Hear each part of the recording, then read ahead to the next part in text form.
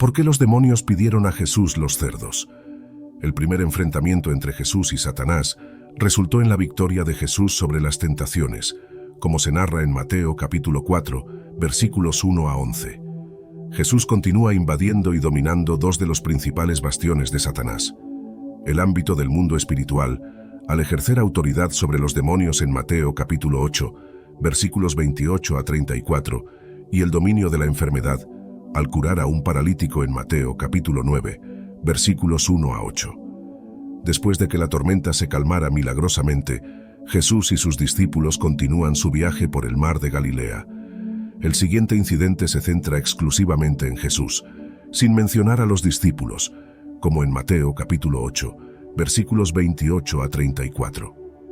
Al llegar al otro lado, en la región de los Gerasenos, Jesús se encuentra con dos hombres poseídos por demonios que venían de las tumbas. Eran tan violentos que nadie podía pasar por allí. Gritaron: «¿Qué quieres con nosotros, Hijo de Dios? Has venido aquí para torturarnos antes del tiempo designado». A cierta distancia, una gran manada de cerdos estaba pastando. Los demonios rogaron a Jesús: «Si nos expulsas, envíanos a la manada de cerdos». Él les dijo: «Vayan». Salieron, entraron en los cerdos, y toda la manada se precipitó cuesta abajo hacia el lago y murió en las aguas. Los que cuidaban de los cerdos huyeron, fueron a la ciudad y contaron todo, incluyendo sobre los hombres endemoniados. Entonces, toda la ciudad fue al encuentro de Jesús, y al verlo, le pidieron que se retirara de su región. Mateo dirige aún más nuestra atención hacia Jesús, para responder a la pregunta exasperada: ¿qué tipo de hombre es este? El grupo llega a la otra orilla, en la región de los Gerasenos. Jesús ahora está en la Decápolis, un territorio predominantemente gentil, lo que explica la presencia de cerdos, un animal considerado impuro por los judíos según Levítico 11, versículo 7, y Deuteronomio 14, versículo 8. También se afirma que el cerdo es impuro ya que, aunque tiene la pezuña dividida, no rumia. El término gadarenos se refiere tanto al pueblo de Gadara, situado a unas 5 millas al sureste del mar de Galilea, como a la región circundante, que probablemente incluía el pequeño pueblo de Garasa, actualmente Kersa o Kersi, ubicado en la orilla oriental del mar de Galilea y tradicionalmente considerado el lugar del exorcismo. Cuando Jesús llega a la región de los Gadarenos, dos hombres poseídos por demonios que venían de las tumbas lo encuentran, como se relata en Marcos 5, versículos 1 a 20, y Lucas 8, versículos 26 a 39, que solo registran a un hombre endemoniado. En Marcos 5, versículos 1 a 20, llegan a la otra orilla del mar, en la región de los Gerasenos, y un hombre poseído por un espíritu impuro encuentra a Jesús saliendo de las tumbas. Este hombre vivía en las tumbas y nadie podía someterlo, ni siquiera con cadenas. Había sido frecuentemente encadenado por los pies y manos, pero rompía las cadenas y despedazaba las esposas. Nadie tenía suficiente fuerza para dominarlo. Noche y día, entre las tumbas y en las montañas, gritaba y se autolesionaba con piedras. Viendo a Jesús de lejos, corrió y se postró ante él gritando: «¿Qué quieres conmigo, Jesús, Hijo del Dios Altísimo? Te ruego por Dios que no me atormentes». Pues Jesús estaba ordenando: «Espíritu impuro, sal de este hombre». Jesús le preguntó: «¿Cuál es tu nombre?». Él respondió: «Mi nombre es Legión, porque somos muchos», y rogó insistentemente para que no los mandara salir de esa región. Había una gran manada de cerdos pastando en la ladera, y los demonios pidieron a Jesús: «Envíanos a los cerdos para que entremos en ellos». Jesús les dio permiso, y los espíritus impuros salieron y entraron en los cerdos. La manada de aproximadamente 2000 cerdos bajó la ladera a toda velocidad hacia el mar y se ahogó. Los cuidadores de los cerdos huyeron y contaron lo sucedido en la ciudad y en el campo. La gente fue a ver lo que había ocurrido. Vieron al hombre que había estado poseído por la legión de demonios sentado, vestido y en su sano juicio, y se asustaron. Aquellos que lo vieron todo contaron a los demás lo que había sucedido con el hombre endemoniado y con los cerdos, y comenzaron a pedir a Jesús que se alejara de su región. Cuando Jesús entró en la barca, el hombre que había estado poseído por los demonios le rogó que se quedara con él. Pero Jesús no lo permitió, diciéndole: «Ve a casa a tu familia y cuenta cuánto ha hecho el Señor por ti y cómo tuvo misericordia de ti». El hombre partió y comenzó a proclamar en la Decápolis cuánto había hecho Jesús por él, y todos se maravillaron. Grandes multitudes de Galilea, de la Decápolis, de Jerusalén, de Judea y de la región más allá del Jordán seguían a Jesús.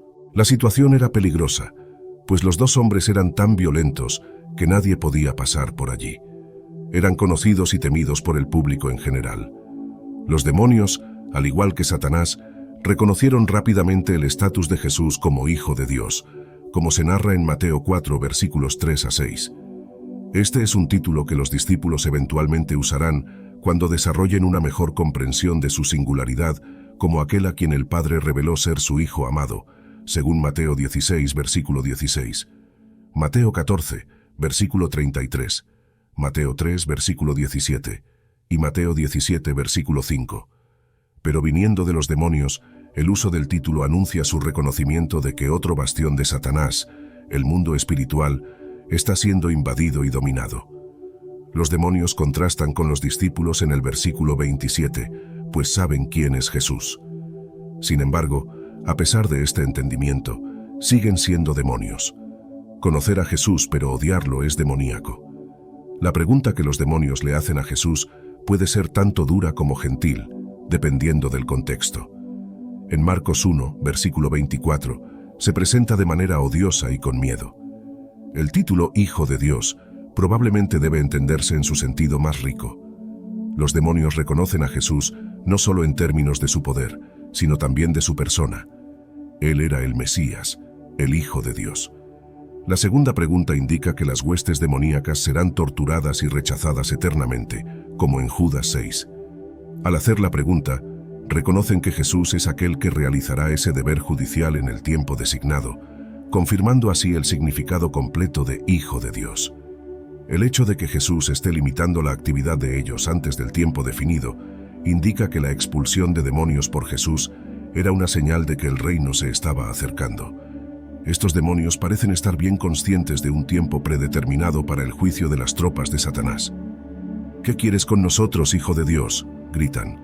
¿Has venido aquí para torturarnos antes de la hora?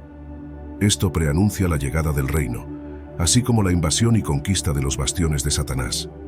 A pesar del hecho de que la hora del juicio final espera el retorno de Jesús en gloria, como en Mateo 4, versículo 17, y Mateo 12, versículos 28 a 34, los demonios ruegan a Jesús que acepte su propuesta, lo cual él hace.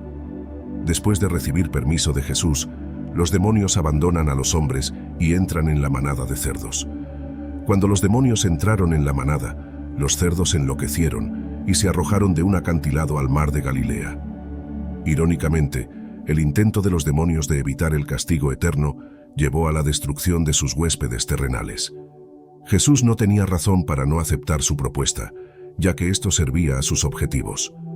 Primero, resultó en la liberación de los hombres de los demonios.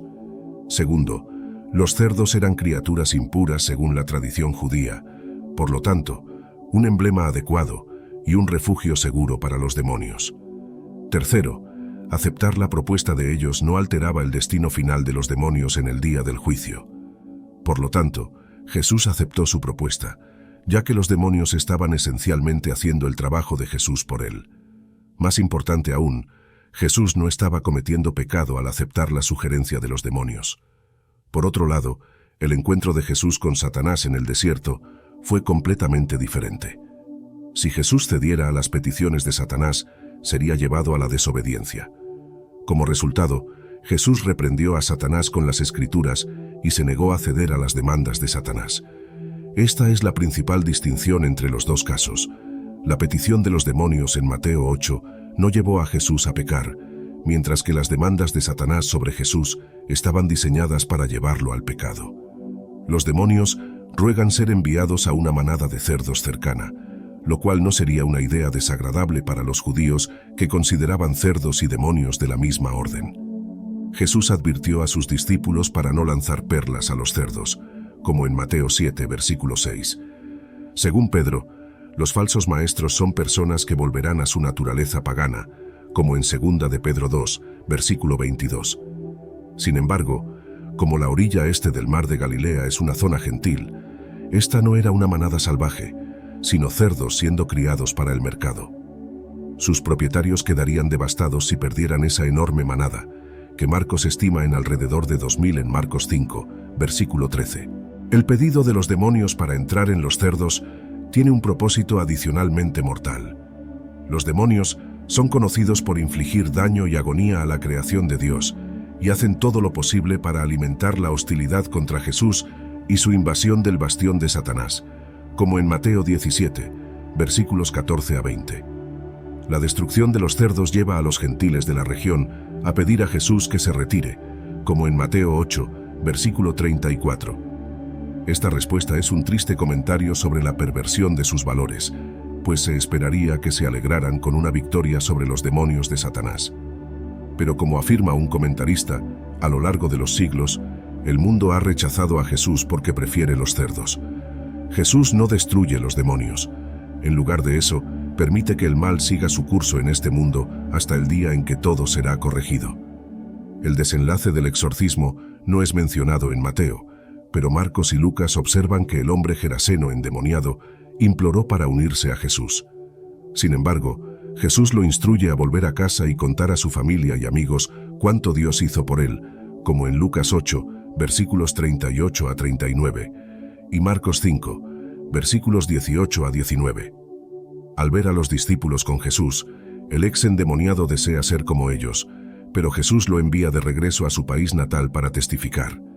En cierto sentido, los 12 serían pescadores de hombres, pero entre su propio pueblo, ese gentil ahora seguidor de Jesús sería un pescador de hombres. Sin embargo, a la luz de los versículos 33 y 34, la pérdida de la manada se convierte en un medio para exponer los verdaderos valores de las personas de la zona. Prefieren porcos a personas y cerdos al Salvador, como en Mateo 8, versículo 34. Este versículo revela el carácter pecaminoso de la humanidad. Jesús acaba de expulsar demonios de 2 hombres y enviar los espíritus malignos a una manada de cerdos, que se precipitó en dirección a un precipicio y dentro del mar, donde se ahogaron. Cuando los pastores contaron lo que sucedió a los individuos de la ciudad cercana, toda la comunidad se enfureció con el Salvador. ¿Cuál era el principal problema de ellos? Era la posible caída en la economía y la pérdida de negocios. Estaban más preocupados por su bienestar económico que por su salud espiritual. Cuando vieron a Jesús acercándose a la ciudad, le pidieron que se retirara.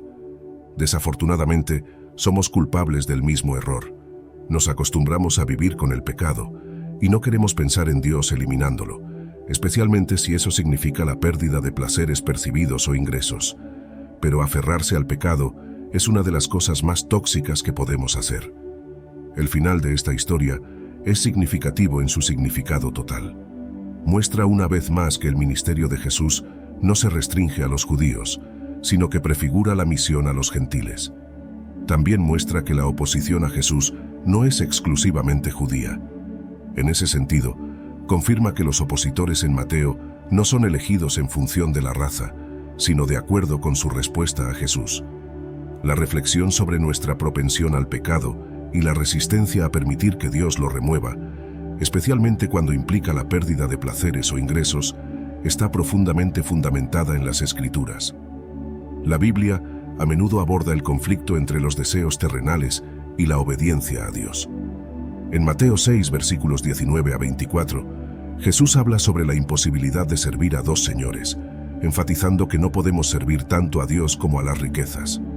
Esta enseñanza resalta la idea de que la lealtad al pecado y la búsqueda de ganancias materiales pueden alejarnos de Dios.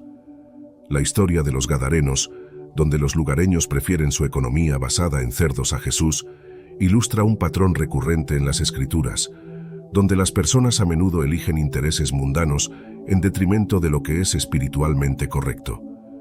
En Romanos 12, versículos 1 y 2, Pablo exhorta a los cristianos a no conformarse con el patrón de este mundo, sino a ser transformados mediante la renovación de sus mentes para que puedan discernir la voluntad de Dios.